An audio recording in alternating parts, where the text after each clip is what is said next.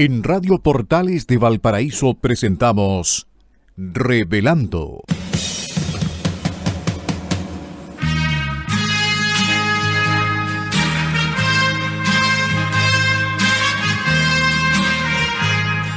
Un programa donde se abordan temas de actualidad, contingencia y la agenda cultural de la zona. Entrevistas del ámbito nacional e internacional. Revelando es presentado y auspiciado por ASOFAR AG, Asociación de Oficiales de la Armada de Chile en Retiro, Asociación Gremial. Con ustedes, Revelando en Radio Portales de Valparaíso.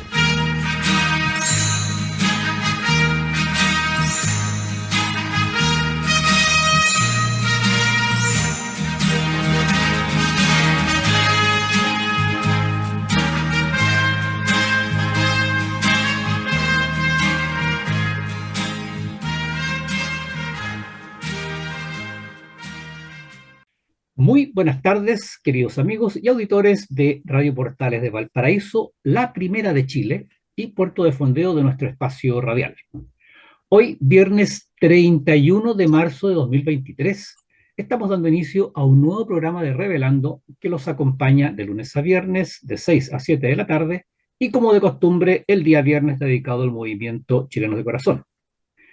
Agradecemos a Radio Portales de Valparaíso, que nos abre sus señales en el dial de FM 89.5, AM 840 y también a través de su señal online en la página web www.portalesfm.cl. Y por supuesto agradecemos a nuestro auspiciador, a quien hace posible que Revelando esté en el aire junto a ustedes todos los días y que además permite generosamente que Chilenos de Corazón los acompañemos los días viernes. Nos referimos a la Asociación Gremial de Oficiales de la Armada en Retiro, ASOFAR AG. Gracias a Radio Portales de Valparaíso y un especial agradecimiento a ASOFAR AG. También saludamos a nuestro amigo y colaborador Enzo Alvarado, quien permite que este programa llegue hasta los estudios de Radio Portales de Valparaíso. Nuestro agradecimiento y saludo cariñoso a Enzo. Y también, por supuesto, agradecemos a nuestros amigos radiocontroladores de Radio Portales de Valparaíso que colocan finalmente este programa en el aire. Nos referimos a don Luis Salinas, a don Mario Salazar y don Claudio Alvarado. Queridos amigos de Revelando del día de hoy, viernes, somos Francisco Muñoz Pinto y Mario Mataluna Morales, conductores del programa Revelando de hoy. No, don Francisco. Francisco, ¿cómo está usted? Muy buenas tardes, en este último día de marzo. Buenas tardes, Mario. Buenas tardes, señores auditores. Buenas tardes, Radio Portales.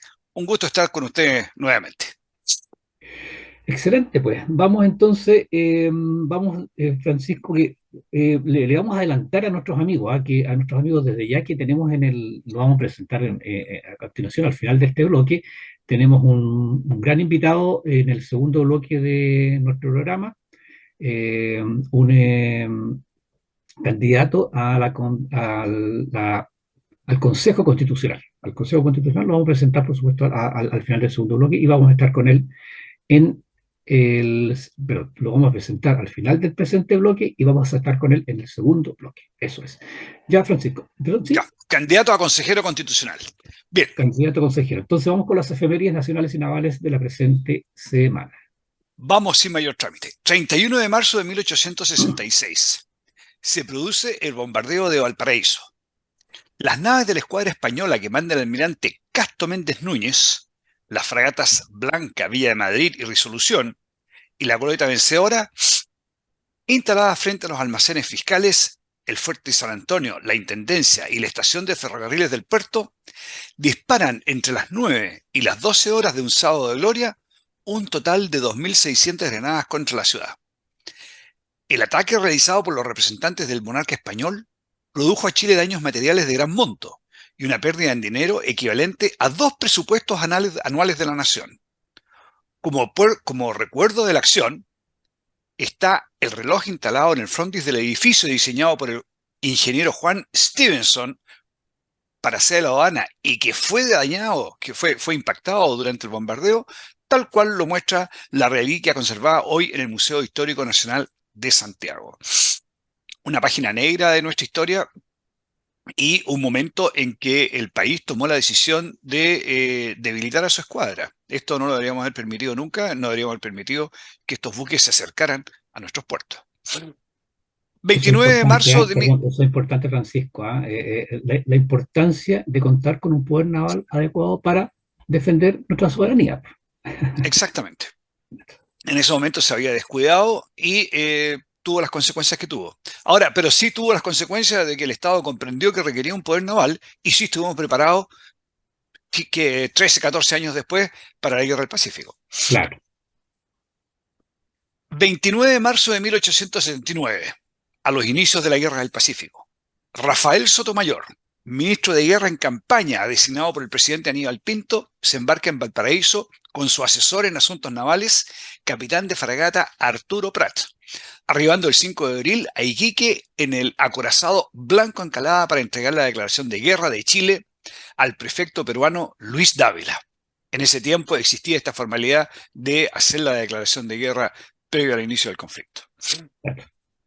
31 de marzo de 1928. El presidente Carlos Ibáñez del Campo crea el Servicio Meteorológico de la Armada. El Servimet, como se conoce al interior de la Armada, se dedicó inicialmente a la previsión del tiempo con el propósito de apoyar las operaciones navales y necesidades meteorológicas de las distintas unidades y reparticiones de la Armada. Con el tiempo, este servicio dio a extender sus funciones a casi la totalidad de actividades del ámbito marítimo, llegando actualmente a apoyar a la navegación comercial con difusiones periódicas de pronósticos diarios, avisos de mal tiempo en idioma español e inglés y cartas meteorológicas, entre otros. Entre estos otros que se mencionan acá, yo agregaría el trabajo que hacen de apoyo meteorológico a las naves que operan en la Antártica. Tiene un muy buen pronóstico meteorológico de todo el área de la Antártica y es muy reconocido esa labor. 28 de marzo de 1966. Se iza el pabellón chileno en la lancha torpedera Quidora, en Cádiz. El tercer buque de la clase Barceló, cuyo primer pabellón de combate le fue donado el 3 de noviembre de 1966 por la Municipalidad de Concepción. El nombre del buque recuerda a la hija del cacique araucano, cuya relación con un soldado español dio origen a una leyenda que transcurre en el China hispano-indiano. Fue llevado anteriormente por una torpedera de 25 toneladas construida en Valparaíso en 1881 y dada de baja el 12 de diciembre de 1902, y por un submarino de la clase Holland, llegado a Chile el 20 de julio de 1918, que resultó averiado en el ataque aéreo efectuado el 6 de septiembre de 1931 a la escuadra fondeada en Coquimbo. Otra página triste, digamos, de nuestra historia. Tenemos gloria, victoria, pero también tenemos algunas páginas, la política siempre ha sido complicada, algunas páginas tristes. Chile tuvo 4 de estas lanchas torpederas cuyos nombres fueron Guacolda, Fresia, Quidora y Tehualda. Y quiero aprovechar, Mario, de recordar el lema de estas lanchas del comando de torpedera que hicieron historia en el canal Beagle. Vemos oportunidades donde otros ven peligro. O sea, donde otros decían, hoy hay un temporal desatado, tenemos que quedar en puerto, ellos veían, esa era la oportunidad para ir a actuar. Vemos oportunidades de donde otros ven peligro. La encuentro muy buena. Eso es, Mario, lo que teníamos de efemérides hoy día. Y Francisco, solamente agregar que la Armada de Chile, a través de toda su historia, ha mantenido siempre buques con nombres de personajes históricos de araucanos. Desde siempre, partiendo por el bergantín araucano en la época de la independencia, siempre ha mantenido buques con nombres de próceres, personajes destacados de la historia de nuestro país, pero de origen araucano. Así es que siempre se ha hecho honor a nuestra descendencia. Nosotros somos descendientes de araucanos y mapuches, ¿no es cierto? Ese es el origen de nuestra raza chilena. Así es que solamente decir eso. Araucanos y españoles. Perdón, ¿qué dije yo? Mapuche. Mapuche, perdón, araucanos y españoles. Araucanos y españoles, claro. Ya, muy bien. Entonces vamos ahora con las efemérides de la buena memoria, que estamos haciendo ya hace un buen tiempo en el programa y que como lo decimos cada viernes, lo que hacemos con estas memorias de la buena memoria es contarles a nuestros amigos lo que sucedía en la época de 1970 a 1973, previo al pronunciamiento militar. Y lo que hacemos nosotros es dar a conocer noticias objetivas, lo que sucedía, son noticias de los periódicos de la época. En esta oportunidad vamos a hacer bastante más limitadas las efemerías de la buena memoria, porque como comentábamos, vamos a tener un invitado en el segundo bloque, entonces queremos conversar con nuestros amigos auditores otro tema antes de que finalice el presente bloque. Muy bien, dicho esto, el 27 de marzo de 1973, el Mercurio de Santiago destacaba: la Corte de Apelaciones de Concepción investigará el robo y homicidio en las oficinas de servicios eléctricos y las denuncias de torturas que habría sufrido el director de Canal 5 por parte de investigaciones. A ver, y esto un poquito de contexto. En ese entonces, el único canal que llegaba a gran parte del territorio nacional era el canal nacional, el canal 7 que se llamaba en esa época, Televisión Nacional actualmente, TVN, que era un canal del Estado, bueno, sigue siendo canal del Estado, pero era utilizado profusamente por el gobierno de la Unidad Popular para hacer propaganda al gobierno. Entonces, la televisión, el canal 13 de esa época, el canal 13 de la Universidad Católica, comenzó a expandir sus señales. Y la primera ciudad donde quiso instalarse fue en Talcahuano, Concepción. Y tuvo muchos problemas, muchos problemas. El gobierno le puso muchos problemas y entre todo, de hecho, hay una noticia que nosotros, por el tema que hay tanta noticia que de la época, hay una noticia que no hemos comentado que sucedió hace, qué sé yo, 2 o 3 semanas en el año 73, en donde eh, se intentó obstruir las señales. Ya el canal estaba emitiendo, se intentó obstruir. Entonces, este fue un episodio más de este afán de obstruir el funcionamiento del canal de la Universidad Católica allá en Concepción y Talcahuano. Oye, El, perdón, para que quede claro, el intento de obstruir a un canal privado por parte del Estado. O sea, el sí, Estado era el que estaba efectivamente. tratando de obstruir un canal privado, que tiene mucha relación con todo lo que se está hablando ahora de cómo se llama, del control de la prensa, porque la prensa miente, etcétera, etcétera.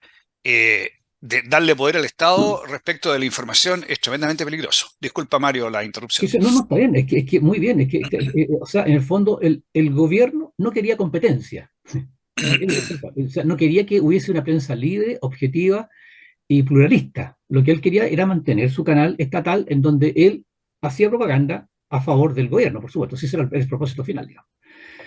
Muy bien, el 28 de marzo de 1973, eh, el general Carlos Prats, luego de dejar el Ministerio del Interior, fue confirmado por el presidente Allende en la comandancia en jefe del ejército, cargo donde lo subrogaba hasta ese minuto, mientras fue ministro del Interior, por el general Augusto Pinochet. Recordemos a nuestros auditores que en esa época, y esto fue a raíz de la gran crisis que hubo en el país por el paro general, el gran paro de octubre de 1962, lo que en un intento por aquietar las aguas, ¿no es cierto? Porque se hablaba en ese minuto ya derechamente de guerra civil, Francisco. Él colocó a generales y almirantes de las Fuerzas Armadas en cargos de gobierno. Y el comandante en jefe del ejército de esa época, don Carlos Prats, él estuvo funcionando como ministro del Interior. Recordemos siempre, Mario, que son los políticos los que van a buscar a los militares a los cuarteles, no son los militares los que vienen a la política, son los Así políticos que los es, van a buscar a los cuarteles así y es. siempre para nuestra democracia ha sido nefasto. Ha sido un error, es verdad.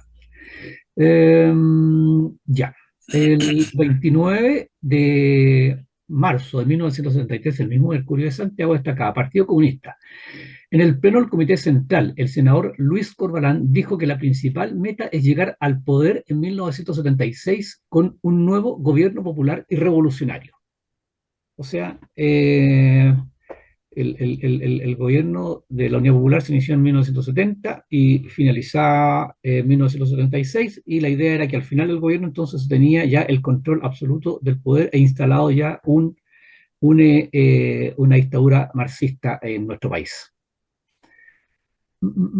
A ver, ya. Y el 31 y el 31 de marzo de 1963, el mismo Mercurio de Valparaíso, 31 de marzo, un día como hoy, pero hace 50 años atrás, el general de la Fuerza Aérea Alberto Bachelet, que aún se mantenía trabajando en el gobierno, estudia un eventual plan de racionamiento para terminar con el problema de las colas.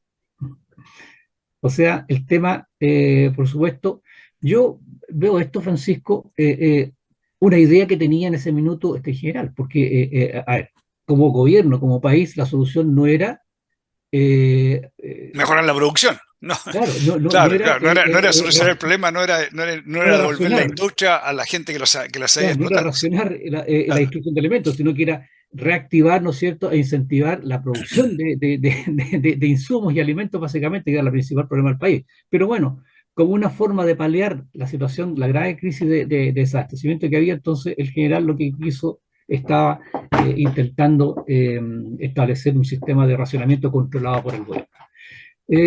Muy bien, esas son las únicas efemérides que tenemos para el día de hoy. Y antes de finalizar el bloque, queremos comentar con nuestros auditores un único tema eh, que es relacionado con lo que se está discutiendo en este minuto en el Senado, en este momento en el Senado, que es la ley Retamal, perdón, la ley Naim Retamal. Eh, y Francisco, para esto tenemos que recordar una triste historia. Todos sabemos que el fin de semana pasado, aquí en Quilpué, en nuestra zona, fue asesinada la sargento segundo de Carabineros, actual ahora suboficial mayor de Carabineros póstuma, Rita Olivares. Ella fue asesinada por delincuentes acá en Quilpué y esto produjo un terremoto político. Eso fue. Y es triste, Francisco, porque ¿por qué tuvo que fallecer la sargento Rita Olivares para que sucedieran las cosas que vamos a comentar ahora? Eh, bueno, obviamente que no me quiero, ni siquiera quiero tocar el tema del gobierno, sino que no queremos tocar el tema, lo que dijo, lo que hizo, lo que no hizo el gobierno. Lo que queremos comentar es que a raíz del asesinato de la sargento Rita Olivares y de que habían muchas leyes, varias leyes relacionadas con el tema de la seguridad, trámite pendientes en trámite en la Cámara de Diputados, los diputados del sector de oposición tomaron la decisión, impulsaron la medida de cambiar la semana distrital, que era esta presente semana, eliminar esa semana distrital y convertirla en una semana de trabajo en la Cámara para sacar adelante estas leyes que estaban estancadas. Entonces, ¿por qué comentamos esto, queridos auditores? Porque el gobierno en ningún momento le puso urgencia ni suma urgencia a ninguna de las leyes que han sido aprobadas en la presente semana, a ninguna. Fueron los diputados de oposición que dijeron, sacrifiquemos, porque ellos hacen un trabajo durante la semana distrital en sus distintos distritos. Sacrifiquemos la semana distrital y dediquémonos, ¿no es cierto?, a la aprobación de leyes. Y esto ha implicado que en esta semana se han aprobado 5 leyes. Lo voy a leer rapidito, Francisco. Delito de secuestro, porte de armas, sanción al sicariato, control policial a inmigrantes y gendarmería y extorsiones. Esas 5 leyes, Francisco, queridos amigos, fueron aprobadas el martes, entre el lunes y martes de esta semana. O sea, hubo una voluntad absoluta y por supuesto aquí se adhirió obviamente lo que se llama el socialismo democrático, que son parte del gobierno, para aprobar estas leyes. Y además se aprobó la ley Naim Retamal, que es lo que vamos a comentar ahora, Francisco. sí, correcto. Yo diría, Mario, que lo que ha sido más controvertido respecto de la ley Nail Retamal es la legítima defensa privilegiada. La Sí, legítima perdón, defensa, Francisco, disculpe, sí, me permite un segundito, disculpe que lo interrumpa, pero que en realidad a mí me falta una parte. La ley se llama Naim Retamal porque ahí se fusionaron 2 leyes, o sea, perdón, son 2 leyes en el fondo en una, que son la ley Naim, que aumenta las penalidades respecto a aquellos delitos establecidos en el Código de Justicia Militar, en contra de carabineros, gendarmería y PDI, digamos, o sea, abarca el espectro completo. Eso en general. Y la ley Retamal lo que hace es establecer condiciones favorables para se llama la legítima defensa efectiva de Carabineros de Chile. O sea, establece condiciones especiales, beneficios en el fondo, o favorece, mejor dicho, a Carabineros cuando se trata de actuar en legítima defensa. Que dicho sea de paso, Francisco, legítima defensa, que no estamos hablando de que están ellos reprimiendo al delincuente, estamos cuando ellos se están defendiendo a sí mismos.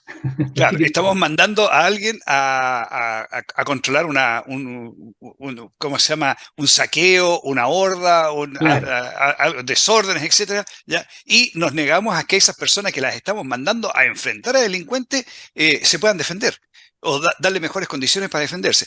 La legítima defensa hoy día existe en el país para una persona, si es que alguien intenta ingresar a un domicilio, la persona que está dentro del domicilio puede rechazarlo con arma blanca, y si es que tiene un arma de fuego debidamente inscrita, puede rechazarlo con esa arma de fuego, y eso se está ejecutando hoy día. Algo sí, similar es lo que se quiere dar también a carabineros en la vía pública para poder hacer uso de sus armas de servicio en caso de que ellos sean atacados, en caso de que estén rechazando o en caso también a de defender delincuentes en general, a a terceras personas. delincuentes, Claro, en el caso de defender, es que lo que quiero destacar es que es para defensa, ¿ya? para Para defensa. defenderse, para defenderse ellos mismos o para defender a terceros. O sea, no se nota no se trata de facultades para reprimir, para atacar a la delincuencia, sino que para defenderse de los delincuentes. Claro. Ahora, en mi opinión, ¿cómo se llama? Mejorar las condiciones de defensa de carabineros no es solamente importante para mejorar las condiciones de seguridad con que los carabineros actúan. Yo encuentro que es algo indispensable como una de las posibilidades, una de las alternativas, para darle un nuevo estatus que Carabineros recupere su antiguo Claro, estatus por cierto, que le permitía trabajar con disuasión. por Si cierto. los delincuentes no se sienten disuadidos, si los delincuentes se sienten libres para actuar, bueno, ya sabemos lo que pasa. En Chile el principal problema que perciben todos los chilenos es la seguridad. Es la Y parte seguridad, importante de cierto. esta seguridad, de esta falta de seguridad, es cómo se le rebajó el estatus a Carabineros y cómo se le quitó a Carabineros su capacidad de disuasión. Entonces, yo lo que Claro. quiero destacar es que esta ley no solamente, o sea, es indispensable para proteger a Carabineros, pero no solamente protege a Carabineros, es el único camino, o es el único camino que a mí se me ocurre para volver a restablecer la ley y el orden en este país que están tan manoseadas en este momento. Sí, lo que pasa, Francisco, es que yo quiero también hacer énfasis en el hecho de que es increíble que estemos discutiendo esto, cuando esto nunca lo debió haber perdido Carabineros, si ese es el tema. Entonces, lo que se ha hecho, cuando hablamos de que se le han atado las manos a Carabineros, se llegó al punto de que inclusive se le restringió en su capacidad o en su necesidad de defenderse. Entonces, si eso es eso es lo increíble de lo que ha sucedido en nuestro país, y a ese nivel, ¿no es cierto? Y por eso es que tenemos las delincuencias desatadas, porque los delincuentes perciben esto, perciben que Carabineros está limitado en sus funciones, limitado en sus facultades. Entonces, este es todo un círculo vicioso, tal como usted dice, Francisco. Entonces, efectivamente, esto es necesario, es indispensable, es fundamental, no solamente para la defensa de Carabineros, sino que para la defensa de la sociedad. Pero es increíble que estemos en esto, discutiendo una ley que permita la legítima defensa eficaz de Carabineros. Pero bueno, es así. En buena hora se está haciendo y solamente también, y además destacar, Francisco, que así como destacamos que el gobierno en ningún momento a estas cinco, más la ley Naín Retamal, nunca le puso urgencia ni suburgencia, o sea, nunca demostró interés en que estas leyes efectivamente se aprobaran. Además, el Partido Comunista y Frente Amplio, que son el fundamento, la base del actual gobierno, por supuesto, ellos votaron en contra, se abstuvieron o no votaron, salieron de la sala para no votar. Entonces, afortunadamente, el llamado socialismo democrático en muy buena hora se unió a la oposición para aprobar estas leyes. Destacar eso. Y lo otro, Francisco, la declaración de la directora del Instituto Nacional de Derechos Humanos, que dijo, no puede sino plantear, no puedo sino plantear el instituto, se refiere al Instituto Nacional de Derechos Humanos, no puede sino plantear su profunda preocupación por el avance en los términos actuales de los proyectos de ley que busca entregarle una legítima defensa privilegiada a las fuerzas de orden y seguridad. La delincuencia debe ser enfrentada desde la democracia y el resguardo de los derechos humanos de todos. Eso dijo la directora del Instituto Nacional de Derechos Humanos. O sea, ella ve con profunda preocupación que se apruebe esta ley, Francisco, O porque sea, va, en el fondo, según ella, va a entregar derechos, va a entregar eh, facultades le da excesivas. facultad a Carabinero para restablecer el orden. Claro, Y el Instituto Nacional de Derechos Humanos prácticamente desaparecería. Si es que se claro. restablece el orden, porque el Instituto Nacional de Derechos Humanos lo que hace es proteger el desorden. Mario, por mi parte voy a aprovechar de... Ah, no, falta, ¿cómo se llama? Presentar a nuestro próximo, o Sí, vamos, comentar que en nuestro brevemente, próximo... como el bloque, el segundo bloque es muy cortito, bueno, el programa en realidad es muy cortito, los dos bloques, queremos de inmediato dejar presentado a nuestro invitado que vamos a tener en el segundo bloque, que se trata de un hombre acá de la región, Francisco, es de acá, es nuestro, es de la casa. Se trata de don Gonzalo Ibáñez Santamaría. Don Gonzalo Ibáñez nació en Valparaíso, un 30 de septiembre, aquí en Valparaíso, hizo sus estudios aquí, sus estudios, digamos, en el colegio, lo hizo acá en la región, en Viña del Mar, y estudió Derecho en la Pontificia Universidad Católica de Chile. Bueno, ha sido profesor titular, ¿no es cierto? Y es profesor titular en varias universidades del país. Él es doctor, hizo un doctorado en Derecho en la Universidad de Derecho, Economía y Ciencias Sociales de París. Eh, y bueno, dije yo que ha sido profesor y decano en varias universidades. El año 1990, entre 1998 y 2002 fue diputado el Distrito 14, Comunas de Viña del Mar y Concón, región de Valparaíso, y entre el 2002 y el 2006 fue nuevamente diputado por el mismo distrito. O sea, él estuvo dos legislaturas seguidas como diputado de la República, representando a nuestra región. Pero independiente de todo lo que he leído, es un hombre de acá, es una persona, un hombre de acá de la región de Valparaíso, que ha históricamente defendido los intereses de la región de Valparaíso. Y es un político, es un comentarista, es un columnista destacado del ámbito nacional. Y con esto, Francisco, entonces nos vamos a la Vamos a la pausa pauta entonces. musical y de vuelta entonces conversamos con nuestro invitado, don Gonzalo Ibáñez Santamaría. Muy bien, queridos amigos, estamos de regreso para iniciar el segundo bloque de su programa Revelando. Les recordamos que somos Francisco Muñoz Pinto y Mario Manteluna Morales, conductores de Revelando del día viernes. Y tal como lo anunciamos en el primer bloque, ya tenemos con nosotros a don Gonzalo Ibáñez Santamaría, a quien presentamos en ausencia, digamos, su currículum, hicimos un breve currículum, y solamente para quienes se están uniendo a nuestra sintonía en este minuto, contarles que se trata de un destacado personaje público de nuestra región. Él nació en Valparaíso, estudió en Viña del Mar, salió de acá de la región cuando hizo sus estudios universitarios solamente, pues, pero y vive acá, es nuestro, es de la casa. Y él es candidato a consejero constitucional por nuestra zona. Y está con nosotros, muy bienvenido, don Gonzalo, a el programa Revelando del día viernes, a conversar con nosotros y con los autores de Radio Portales de Valparaíso. Hola, ¿qué tal? Muchas gracias por la invitación. Me siento muy honrado, muy contento de estar aquí, porque podamos conversar de todos estos temas relativos a un proyecto de nueva constitución y sobre todo hacerlo desde nuestra zona, desde Valparaíso. Así que muchas gracias de nuevo y a la disposición. Francisco, dispare usted. Ya. Don Gonzalo, muy buenas tardes. Francisco Muñoz por acá. Gusto saludarlo, gusto estar con usted nuevamente. Hemos tenido otras oportunidades de compartir. Y entrando en materia, yo quería ir a algunos temas de lo que se está proponiendo hasta ahora de la Constitución. No lo que se está proponiendo hasta ahora, sino que de los límites que se fijaron previamente. Y me interesaría conversar específicamente el punto 5 de los límites, que dice que Chile es un Estado social y democrático de derecho. Y me gustaría saber cómo lo ve usted esto, qué le parece y qué hacer principalmente para evitar que se malinterprete este tema o qué interpretación se le da a los estados social y democrático de derecho y no terminemos coartando las libertades individuales y terminando que el Estado sea un estado empresario. ¿Cómo lo ve? ¿Cómo lo haría como consejero constitucional? Mire, yo no quiero hacer disputas acerca de los nombres, ¿no? El papel lo aguanta todo y las palabras se las lleva el viento.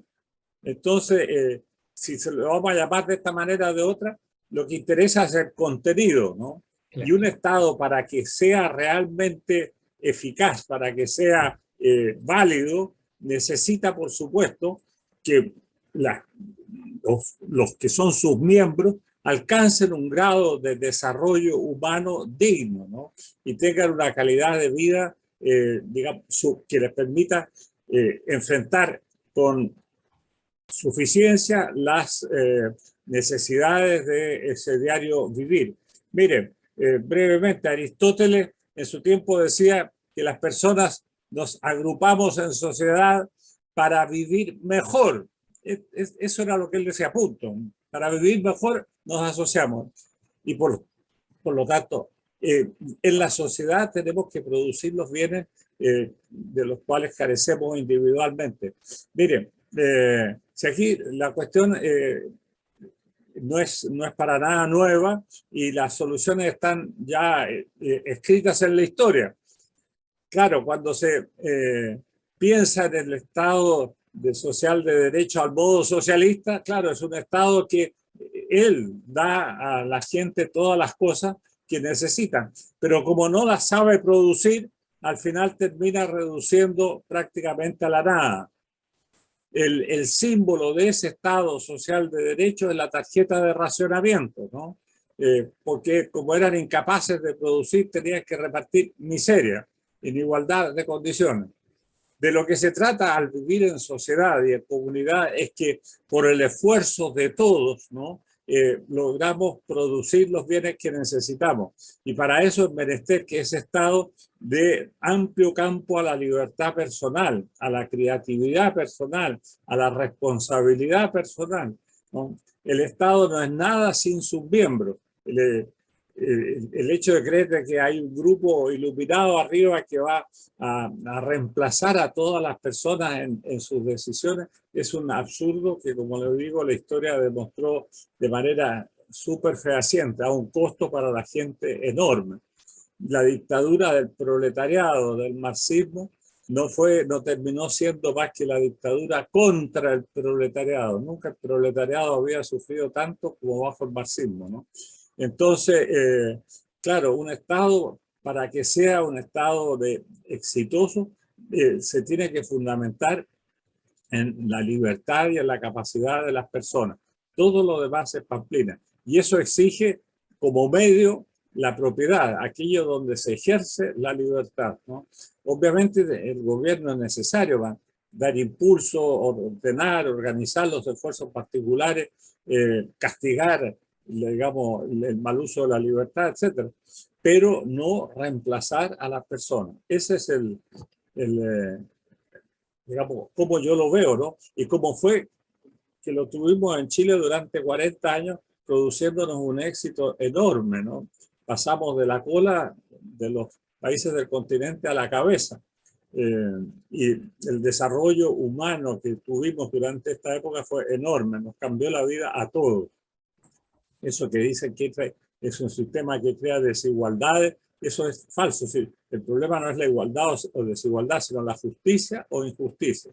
El problema, perdón, disculpe que el problema es que, y quiero detenerme en lo que usted acaba de mencionar, el punto es de que habemos muchos que creemos que ese es el modelo correcto de sociedad, el que usted está mencionando, que ha permitido, ¿no es cierto?, que estos últimos 40 años hayamos tenido un desarrollo impresionante en nuestro país.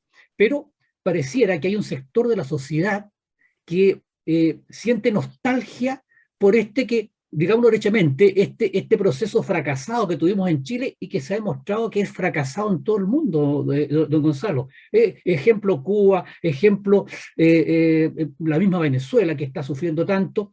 Entonces, Y pareciera que cuando hablamos de este punto del Estado social y democrático de derecho, pareciera que en este minuto fuera una pugna entre los que creemos en la libertad, en el esfuerzo, en el emprendimiento, en que la sociedad debe satisfacerse a sí misma y que el Estado debe entrar en competencia en esos puntos en donde la gente lo necesita más o en donde la sociedad no es capaz de proveerse a sí misma. Pero otros que efectivamente creen en este otro modelo en donde el Estado es el dueño y el señor absoluto y él reparte, como usted dijo, como él estima.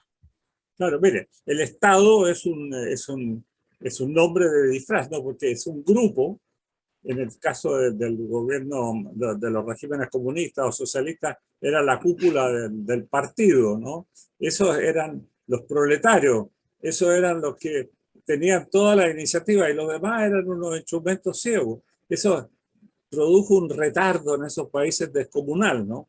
Miren lo que pasa en Venezuela. 7 millones de venezolanos han debido abandonar Venezuela porque simplemente ese país no da para mantenerlo en un nivel mínimo de dignidad, ¿no? Y han tenido que salir de su país, una cosa absolutamente insólita, como en nuestro continente seguimos soportando eso, que además nos causa a todos unos problemas extraordinariamente severos como lo hemos experimentado en Chile. Entonces, nosotros no necesitamos ir a la academia, ¿no? Para estudiar qué es lo que es el buen sistema económico. Necesitamos ver nuestra historia. Como usted lo decía, yo más que 30 años, son 45 años de éxito, de sacar al país del estado miserable en que lo dejó el régimen marxista y ponerlo en pie de nuevo y levantarlo y proyectarlo hacia el futuro. Todo eso tomó su tiempo, pero hay que considerarlo dentro de los años de éxito. Mire, en 1992 Chile pasó a la cabeza de los países del continente. Y eso obviamente no se debió a un milagro de 2 años ahí de Patricio Aylwin, sino que a todo el trabajo previo, ¿no? Enorme. Bueno, recurriendo a nuestra historia, encontramos la solución, ¿no? Este sistema que se basa en la libertad y en la responsabilidad, en la creatividad, en la capacidad de emprendimiento personales, es lo que le dio a Chile el tremendo éxito y a los chilenos. Lo sacó de la miseria, vemos cuánto bajó la miseria en esa época, y les permitió llevar una vida verdaderamente digna. A eso es a lo que tenemos que volver ahora, bajo el nombre de Estado Social de Derecho, o como quieran llamarlo, como modelo. El neoliberalismo, el principio de subsidiariedad, me dan los mismos nombres. La cuestión es el contenido. Don Gonzalo, ¿y cómo ve usted el escenario dentro de este proceso, de lo que usted ha visto? ¿Cómo ve el escenario en el trabajo de los consejeros para sacar bien esto adelante? Mire, yo, claro, aquí lo que pasó antes, ¿no? Con la famosa convención constitucional y el proyecto que redactó, ¿no? Que como con toda razón se le ha denominado el mamarracho, ¿no? Nosotros ahora tenemos que volver a poner las cosas en su lugar. Y en su lugar significa, antes que nada, rescatar la identidad de Chile y rescatar la unidad del pueblo chileno, ¿no? Nosotros no somos un país que está como para nacer ahora, ¿no? Esto que querían refundar, ¿no? Es una locura. Nosotros tenemos una historia ya larga de 500 años detrás, a la cual tenemos que responder, de la cual somos responsables y la que tenemos que proyectar hacia el futuro. Es totalmente absurdo y además tremendamente injusto con el pasado y con el futuro el eludir la historia nuestra, ¿no? El creer que todos esos 500 años hay que tirarlos por la borda, ¿no? Y partir de nuevo en la historia, ¿no? Eso es un fracaso total, ¿no? Eso hubiera sido, digamos, eso sí que hubiera traído la enorme miseria a nuestro país. Y dentro de esa historia, algo muy importante, Chile es una sola nación y un solo pueblo, ¿no? Es cierto, tenemos muchos orígenes distintos. Los grupos que había aquí a la llegada de los españoles después, y más adelante vendrán contingentes de otros países, ¿no? Pensemos en Alemania, Inglaterra, Italia, España, Francia, Croacia, Palestina, etcétera. Nos han dado grandes cantidades de gente. Pero toda esta gente se ha fusionado en una sola gran nación, en un solo gran pueblo. Entre nosotros no ha habido barreras infranqueables entre unos y otros, ¿no? Si nosotros analizamos nuestras propias genealogías, vamos a encontrar muchos orígenes, ¿no? Y le aseguro que todos tenemos por ahí sangre de pueblos originarios aquí de Chile. ¿Por qué? Porque cuando viene el primer contingente español, desde luego vienen puros varones, ¿no? La única mujer era doña Inés de Suárez. Y esos varones se tuvieron que buscar mujeres de la localidad. Y así Claro, nace, ahí, nace, así nace esta mezcla. Oiga, don Gonzalo, perdón, ¿sí? Termine la idea, por favor. No, nace esta mezcla sin ningún complejo ni tapujo. Somos un país esencialmente mestizo. Este afán de querer dividirnos en muchas naciones iba a terminar como en Sudáfrica, ¿no? Recordemos que allá la división entre negros y blancos era tajante, ¿no? Implacable, lo que llamaban el apartheid, ¿no? Aquí en Chile nunca ha existido eso, ¿no? Y nunca va a existir tampoco, ¿no? Don Gonzalo, pasemos a otro punto.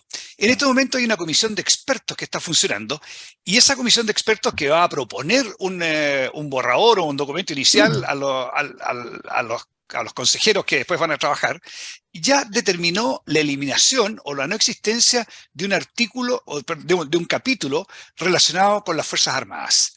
¿Cómo ve usted esto de que no exista este capítulo para las Fuerzas Armadas? Pero eso fue muy sintomático, porque no es una cuestión de orden administrativo, bueno, puede ser mejor aquí o allá, no, sino que respondió a una concepción ideológica, ¿no? Que hace de las Fuerzas Armadas y de Carabineros un mero instrumento del poder político de turno. Y eso no puede ser. Es cierto, el presidente de la República es el que comanda nuestras Fuerzas Armadas y de policía, pero no de cualquier manera, ¿no? Estas fuerzas tienen una estructura, tienen una finalidad y tienen también una historia y una tradición que es menester respaldar, fortalecer y proyectar hacia el futuro. Son de tal importancia, mire, las Fuerzas Armadas y de Policía son la columna vertebral de una nación. Esa nación permanece erguida mientras esas fuerzas están erguidas. Cuando empiezan a flaquear, como ha pasado en Chile por la falta de respaldo político, es el país el que empieza a desmoronarse, ¿no? No es una cuestión que pase separada, es el país el que se ve afectado. Y eso lo tiene que recoger la Constitución. Las Fuerzas Armadas no son un apéndice del Poder Ejecutivo, son una institución permanente de la nación, son una institución que tiene, digamos, una finalidad que exige una organización determinada y no cualquiera que se le ocurra al poder de turno, que exige un respeto por sus tradiciones y que, por supuesto, exige que sean, digamos, provistas de los medios para tener el personal, el equipamiento, la preparación necesarias para cumplir con su deber. Y sobre todo el respaldo político, que es lo que ha fallado durante los últimos 5 años. Oye, don Gonzalo, y en este sentido, existe un sector político que tiene este afán, este complejo permanente de que las Fuerzas Armadas deben estar sometidas al poder civil. O sea, como que si en este minuto las Fuerzas Armadas y de orden se mandaran por sí solas, no tuviesen un ministro del Interior, no tuviesen un ministro de Defensa, no tuviesen intendentes, o sea, gobernadores ahora regionales que imparten instrucciones para la situación del orden y la seguridad local. Pero esto pero que yo creo que usted lo deslizó en algún minuto, esto de que las Fuerzas Armadas estén sometidas al poder civil, de que dependan o rindan cuenta a un sector específico y no estén por sobre la contingencia. No va apuntando para allá este tema de bajarle el rango constitucional a las Fuerzas Armadas. Sí, bueno, mire, por eso le decía yo que eso respondía a un predominio de la ideología. Las Fuerzas Armadas no están sometidas al poder civil, como si los civiles fueran verdaderamente infalibles, así que están en una especie de altar, así en el Olimpo, ¿no? Y las Fuerzas Armadas tienen que andar ahí al servicio de estos poderes civiles. Ellos están dentro del organigrama político de la nación, establecido en la Constitución, por supuesto, y trabajan de esa manera, ¿no? Y el presidente de la República, que es su jefe, puede eventualmente llegar a ser un miembro de las Fuerzas Armadas, ¿por qué no? Ese afán de ponerla bajo el poder civil, sin duda es una manera de coartarles su naturaleza y coartarlos en el cumplimiento de su finalidad. Mire, se dice que las Fuerzas Armadas son no deliberantes, ¿no? Y por supuesto, esto se aplica al mundo de las decisiones políticas. Ellas deliberan mucho en lo que es su propio campo, ¿no? Cómo cumplir mejor su misión, tienen que deliberar, por supuesto. Pero en relación al mundo político y las decisiones del mundo político, las Fuerzas Armadas se entiende que no son deliberantes y son obedientes. Pero, ojo, eso supone que esa deliberación se hace en alguna parte, ¿no? Las Fuerzas Armadas no son un poder ciego, no son un poder arbitrario, son un poder para el ejercicio del bien común de la nación, ¿no? Y por lo tanto, esa deliberación acerca de los medios y de los fines en el orden político tiene que realizarse en alguna parte, como es el gobierno, ¿no? Y a ese juicio las Fuerzas Armadas se pliegan, pero en la medida que ese juicio es razonable, que es concordante con los fines de la nación. Era imposible, por ejemplo, pedirle a nuestras Fuerzas Armadas hace 50 años que siguieran sometidas al poder político de la época, ¿no? Porque eso era liquidar a Chile. Entonces, el deber o el principio de la no deliberación contiene una contraparte que es la de deliberación razonable en el mundo que maneja la cosa política. Si no, se produce una situación como la de hace 50 años, que era imposible seguir a ese grupo que manejaba la cosa política. Así es. A mí me parece que siempre cuando el político de turno se salga de la Constitución, ¿no? Se salga de madre, como pasó por ejemplo en Perú, tenemos el ejemplo de Perú, todo el mundo va a mirar a las Fuerzas Armadas. Y desde ese punto de vista, mientras más claro esté el rol de las Fuerzas Armadas, mientras más definido esté qué es lo que deben hacer las Fuerzas Armadas, más factible o más posible es que su participación, que va, como digo, todo el pueblo va a mirar a las Fuerzas Armadas para que ellas hagan algo, para que su participación sea encuadrada dentro de lo que el país quiere. Pero si se decide sacar a las Fuerzas Armadas de la Constitución, va a quedar al libre albedrío de la persona que tenga que tomar la decisión en ese momento. No sé qué le parece. No, por supuesto, ¿no? Mire, esto la historia también nos da muchos ejemplos. Y la historia chilena, ¿no? Por ejemplo, la historia de comienzo de nuestra vida independiente mostró cómo las Fuerzas Armadas tuvieron que tomar a veces caminos que eran diferentes a los del gobierno de turno, ¿no? El año 1823, cuando se produce la abdicación de O'Higgins, las Fuerzas Armadas, digamos, se pliegan a lo que dice O'Higgins. O'Higgins no resistió y presentó su renuncia, su abdicación y se fue al Perú. Bueno, las Fuerzas Armadas obedecieron y siguieron con el nuevo gobierno, pero hasta un punto que fue imposible seguirlo, ¿no? El año 1831 la situación no dio para más y por eso ese periodo de 1823 a 1831 se denomina de la anarquía. Y por supuesto ya esas Fuerzas Armadas no pudieron seguir obedeciendo simplemente una situación que llevaba al país a un desastre y tuvieron que dar el paso que conocemos en la batalla de Lircay, ¿no? Y que fue el comienzo de la República Portaliana, que nos va a traer gran éxito durante el siglo XIX.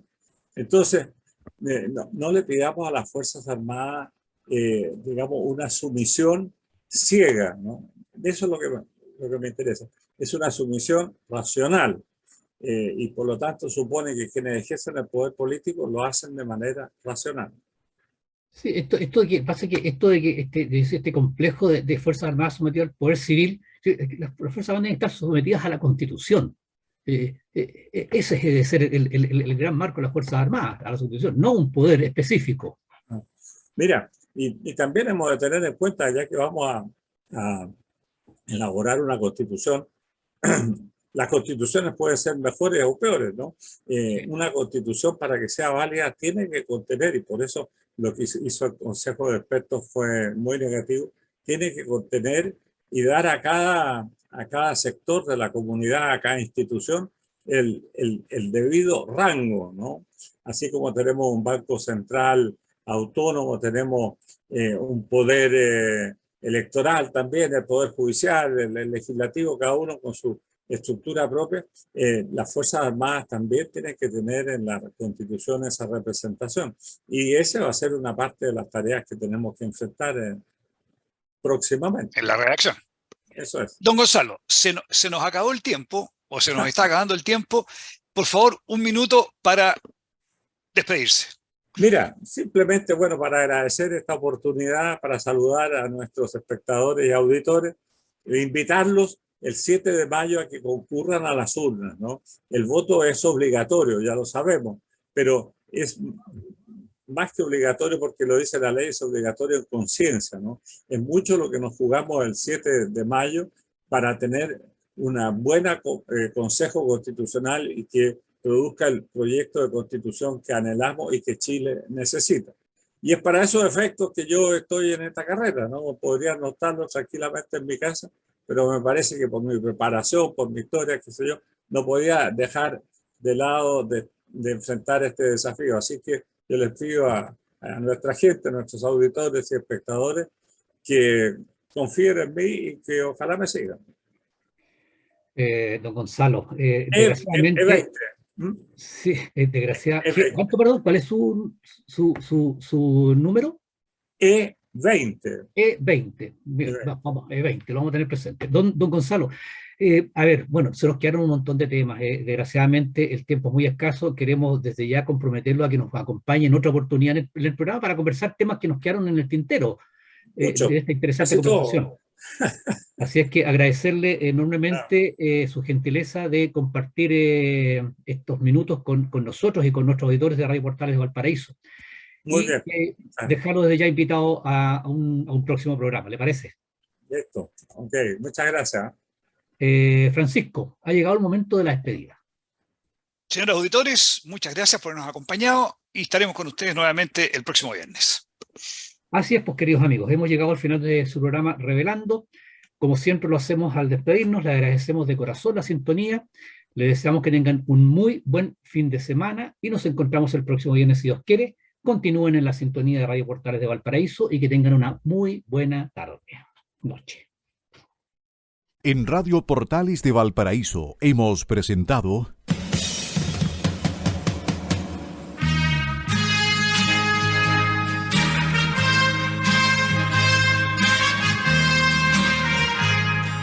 Revelando, un programa donde se abordan temas de actualidad, contingencia, entrevistas del ámbito nacional e internacional. Revelando es presentado y auspiciado por Asofar AG, Asociación de Oficiales de la Armada de Chile en Retiro, Asociación Gremial. Sintonícenos en un próximo programa. Buenas tardes.